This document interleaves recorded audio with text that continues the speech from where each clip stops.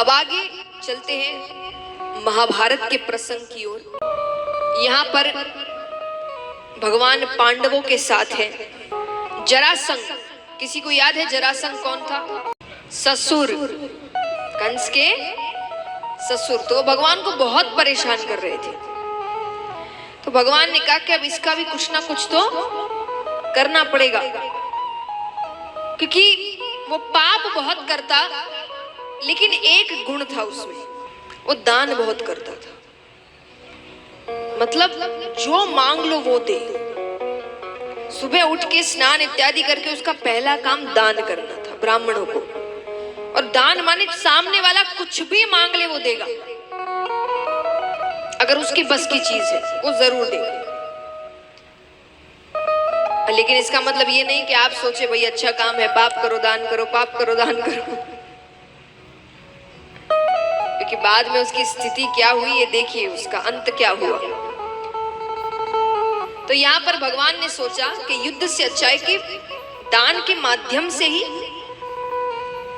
इससे ऐसा युद्ध करे जिसमें इसकी सेना ना हो, मेरी सेना भी ना हो, क्योंकि दोनों ही बहुत शक्तिशाली है और बार बार युद्ध में बहुत बेगुनाह मारे जा रहे हैं।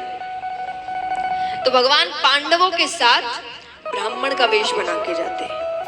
सुबह सुबह दान के लिए गए तो पहले तो फल इत्यादि देता था, कपड़े देता था, थोड़ा धन देता, बाद में जो मांग ले वो। तो भगवान ने कहा ये सब नहीं चाहिए। तो बोले क्या चाहिए? बोले एक वचन चाहिए कि हम जो मांगेंगे और जैसे मांगेंगे वो देना पड़ेगा। उसने कहा इतना वचन की जरूरत नहीं, मैं प्रसिद्ध हूं इस चीज के लिए, जो मांगना है मांगो, जो चाहिए मैं वो देने को तैयार हूं। अरे भगवान कहते नहीं, हमें पहले वचन चाहिए। जरासंध कहे वचन का क्या करोगे? अरे तुम ज्यादा से ज्यादा मुझसे क्या मांग लोगे? मेरा राज्य। एक राजा के पास सबसे ज्यादा क्या है? राज्य। उसी के अंदर सब कुछ आता है। तो उसने कहा ज्यादा से ज्यादा क्या मांगोगे? मेरा राज्य मैं दे दूंगा, मैं पूरा राज्य दे दूंगा। अब आपको लग रहा होगा कितना तो अच्छा आदमी। दूसरी लाइन बताता है कि कितना अच्छा है। उसने कहा कि तुम ज्यादा से ज्यादा मुझसे क्या मांगोगे? मेरा राज्य मैं दे दूंगा, क्योंकि मुझे मेरी शक्ति पर इतना भरोसा है कि सुबह तुमको राज्य देकर शाम को युद्ध करके वापस ले लूंगा। अब वो अपनी तारीफ पे तारीफ किए जा रहा है, मैं ये हूँ। अर्जुन को गुस्सा आ गया। अर्जुन ने कहा जितना कहा जाए उतना ही करो। युद्ध में इंसान गलती करता है, क्रोध में इंसान गलती करता है। अर्जुन ने गलती कर दी। भगवान ने 4 वर्ण बनाए हैं। कौन कौन से? ब्राह्मण, क्षत्रिय, वैश्य, शूद्र। 4 वर्ण के 4 काम हैं, कर्म स्वरूप। ब्राह्मणों का काम क्या है? पूजा पाठ अब हो गया, शिक्षा देना। गुरुकुल में ब्राह्मण होते थे, जितने भी गुरुकुल, ये स्कूल थोड़ी, पहले गुरुकुल थे। सबसे पहले पढ़ाई भारत में शुरू हुई है।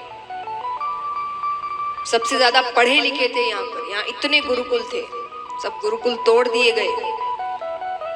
तो पहले क्या काम था उनका? शिक्षा प्रदान करना, सबको शिक्षित करना। इसीलिए वो गुरु है और गुरु का उच्च स्थान होता है, इसीलिए उनका उच्च स्थान है। सिर्फ पैदा हो जाने से ब्राह्मण कुल में कोई ऊंचा नहीं हो जाता। वो गुरु थे, वो शिक्षा देते थे, और गुरु सबसे ऊंचे होते हैं। क्षत्रियों का काम क्या था? रक्षा करना। वो राजा बनते थे तो उनका काम युद्ध करना, रक्षा करना। वैश्य का काम व्यापार करना, पैसे से रिलेटेड काम करते थे। शूद्र का काम सेवा में होता था। तो ये 4 वर्ण भगवान ने बनाए। पहले सब अपने अपने वर्ण के काम करते थे। समय समय की बात है, ना वो समय गलत ना ये समय गलत। उस वक्त सब अपने अपने काम करते थे। तो जो क्षत्रिय है वो बाण चलाता है। बाण के कारण जो प्रत्यंचा चढ़ाते हैं उसके अंगूठे में एक अलग ही निशान होता है, वो सिर्फ क्षत्रिय के हाथ में होता है। हाथ उठाया कि जितना कहा जाए उतना करो, तो उसका निशान उसको दिख गया। और जरासंध भी क्षत्रिय है, वो कहे तुम ब्राह्मण नहीं हो, तुम क्षत्रिय हो, ये निशान केवल क्षत्रियों के हाथ में होता है, सामने आ जाओ वरना मुझसे बुरा कोई नहीं होगा। सबके सब अपने असल रूप में आए। जरासंध कहता है, कृष्ण क्या चाहिए तुमको? भगवान कहते मल्ल युद्ध करना है। जरासंध कहे तो सीधे सीधे आकर कहते तो मैं पीछे हट जाता क्या, पर क्या करे, तुमको कोई काम सीधा करने की आदत जो नहीं है, तुम हर काम टेढ़े करते हो, मुकुट टेढ़ा रखते हो, बंसी टेढ़ी रखते हो, नाम भी ऐसा रखा है जिसको कहने में जीभ को टेढ़ा करना पड़े। अर्जुन कहते इसीलिए कहा जाता है टेढ़े आदमी से नहीं लगना चाहिए। भगवान कहते मेरी तारीफ खत्म तो युद्ध करे। जरासंध कहे तुमसे नहीं करूंगा। तो बोले किससे करोगे? बोले भीम से करूंगा। मुझे केवल भीम मेरे सामने खड़े रहने लायक लगता है, बाकी तुम में से तो कोई मेरे सामने खड़े रहने लायक।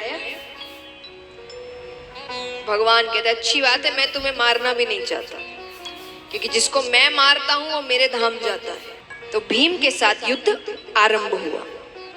बहुत दिन तक युद्ध चलता है, लेकिन उसको खरोच तक नहीं आ रही। कारण बृहद्वीत नामक एक राजा थे, 2 रानियां, एक भी संतान नहीं। तो कुछ संत आते हैं उनके राज्य में, वो उनकी सेवा करते हैं। संतों को नहीं पता इसकी 2 रानियां हैं, तो उन्होंने आशीर्वाद स्वरूप एक फल दिया कि अपनी पत्नी को खाने को कहना, संतान हो जाएगी। उसने दोनों पत्नियों से कहा, दोनों ने आधे आधे फल खाए।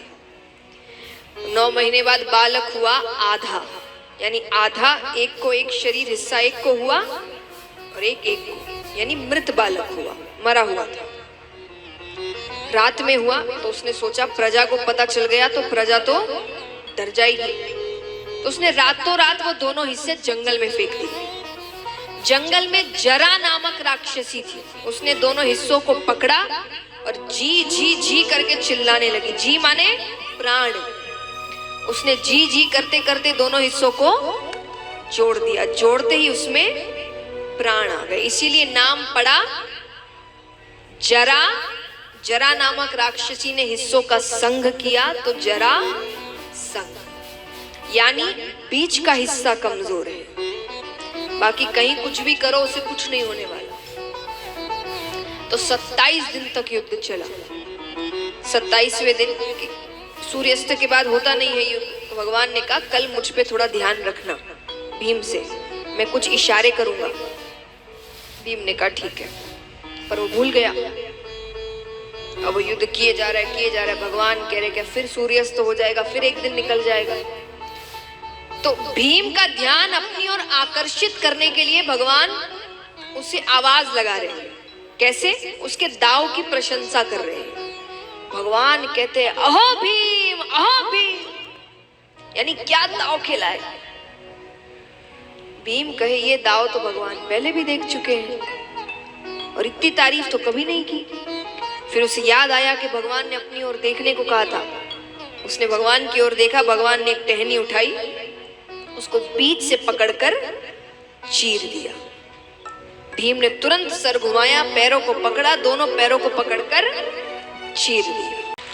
वो हिस्से फिर जुड़ गए। जैसे आपको ताली बजाने की जल्दी, भीम को सर घुमाने की जल्दी। भीम ने फिर भगवान की ओर देखा, भगवान कहते इस बार पूरा देखना।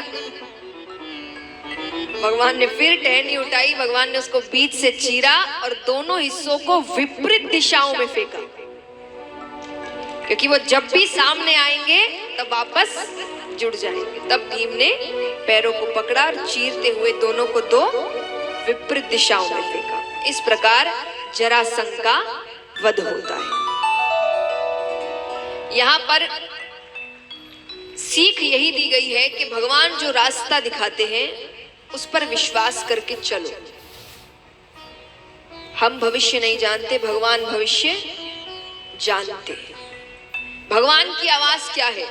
आपकी आत्मा की आवाज। जैसे उदाहरण, खास करके जब आप कुछ गलत करने जाते हैं, यहां बैठे हर व्यक्ति के अंदर से एक आवाज आती है ये गलत है, हर किसी के। लेकिन उस पर संसार की आवाज आ जाती है, कह रहे चलता है, कौन इतना मानता है, सब तो करते हैं। पर वो जो हल्की सी आवाज होती है ना, वो किसकी है?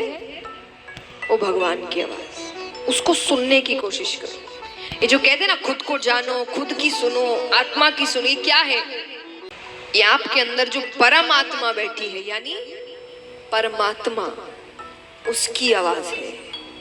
वो हर वक्त आपको बताती है क्या सही है क्या गलत है।